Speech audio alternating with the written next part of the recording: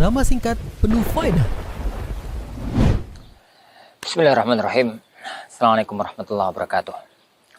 Alhamdulillah, salatu wassalamu ala rasulillah wa ala alihi wa sahbihi wa man ittaba hudah wa la hawla wa la quwwata illa billah, amma ba'd.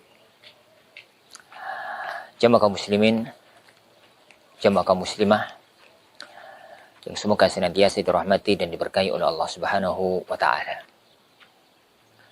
Ada satu sumpah dalam Al-Quran yang Allah Subhanahu wa ta'ala bersumpah sampai 11 kali, baru menyebutkan ucapan setelahnya. Dan semua sumpah dalam Al-Quran itu mengandung dua makna. Makna yang pertama, makhluk yang dijadikan Allah sebagai sumpah itu makhluk yang agung. Yang kedua, yang dibicarakan oleh Allah setelah sumpah itu perkara yang sangat agung. Dan sumpah yang terbanyak yang pernah Allah firmankan adalah wasyamsi wadduhaha, sampai 11 kali sumpah. Kemudian Allah Subhanahu wa taala mengatakan qad aflaha man zakkaha wa qad khaba man dassaha. Sungguh telah beruntung orang yang mensucikan hatinya, dan sungguh telah merugi orang yang mengotori hatinya. Kenapa? Karena hati, jiwa adalah pengendali jasad. Manusia itu memiliki dua unsur. Unsur fisik, dan itu adalah casing. Itu adalah bungkus. Unsur yang kedua adalah unsur roh. Dan itu adalah inti manusia. Maka apabila rohnya baik, apabila hatinya baik, apabila jiwanya baik, maka orang itu akan baik. Apabila rohnya jelek, hatinya jelek, jiwanya jelek, maka orang itu akan menjadi jelek. Dan karenanya lah, maka Allah Subhanahu wa taala mengatakan qad aflaha man zakkaha wa qad khaba man dassaha. Rasulullah sallallahu alaihi wa alihi wasallam pernah menyebutkan dalam hadisnya yang suci, yang agung, ala inna fil jasadi mudghah idza salahat salahal jasadu kulluh wa idza fasadat fasadal jasadu kulluh ala wahyal qalb. Apabila bagus, ketahuilah bahwasanya di dalam hati ada segumpal daging. Dalam tubuh manusia itu ada segumpal daging. Apabila dagingnya itu bagus, maka yang lainnya ikut-ikutan bagus. Apabila yang itu jelek, maka yang lainnya ikut-ikutan jelek. Ketahuilah bahwasanya itu adalah kalbu. Itu adalah jiwa. Itu adalah hati manusia. Makanya cermatilah masalah yang satu ini. Cermati masalah yang satu ini. Bersihkan jiwa dari segala kotoran dan noda. Kotoran kesyirikan, kotoran riya, kotoran ujub, kotoran takabur, kotoran segala sesuatu yang mengotorinya.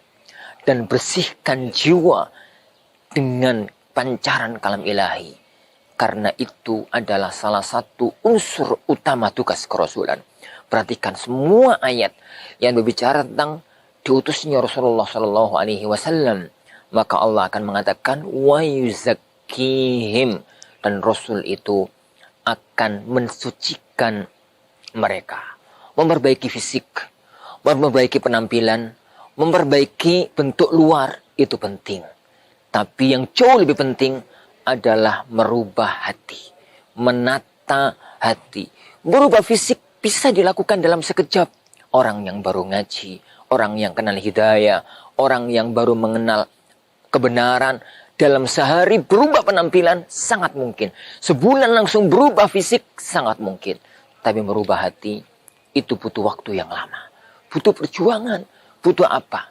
Perhatikanlah Abu Bakar Siddiq radhiyallahu an, yang dikatakan oleh Rasulullah sallallahu alaihi wasallam, "Law wuzina imanu Abi Bakar fi kaffah, wudhi'a imanu Abi Bakar fi kaffah, wa wudhi'a imanu nasi fi kaffah, law jahi imanu Abi Bakar."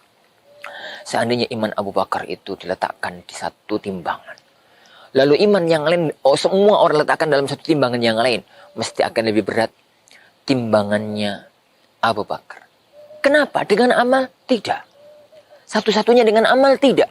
Tapi yang lebih daripada itu adalah dengan kesucian hati. Abdullah bin Mas'ud tatkala menyebutkan kenapa Allah memilih Muhammad jadi nabinya. Kenapa Allah memilih para sahabat jadi pembela-pembela nabinya. Yang langsung berdakwah bersama beliau SAW. Bukan karena fisik. Bukan karena apa. Tapi karena kesucian hatinya. Kata Abdullah bin Mas'ud radhiyallahu anhu mengatakan, Innallaha nadhara ila qulubil ibad. Fawajada anna qalba Muhammadin khaira qulubil ibad.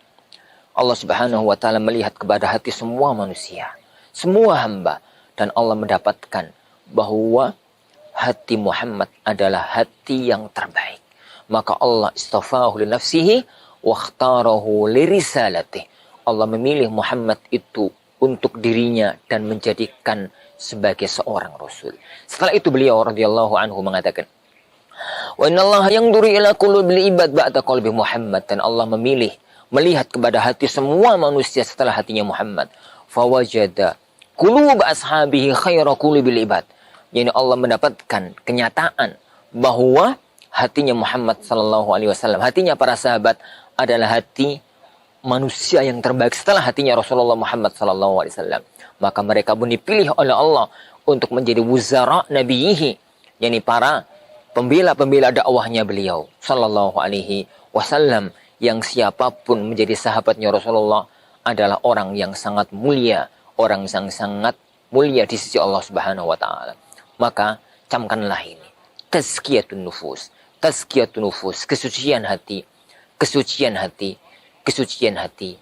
Karena itu adalah awal seseorang itu akan menjadi manusia-manusia terpilih di sisi Allah Subhanahu wa ta'ala. Wallahu alam bissawab. Wa sallallahu wa sallama wa baraka ala nabiyyina Muhammad. Assalamualaikum warahmatullahi wabarakatuh. Al-Furqan TV, saluran pendidikan, dakwah, dan inspirasi Islami.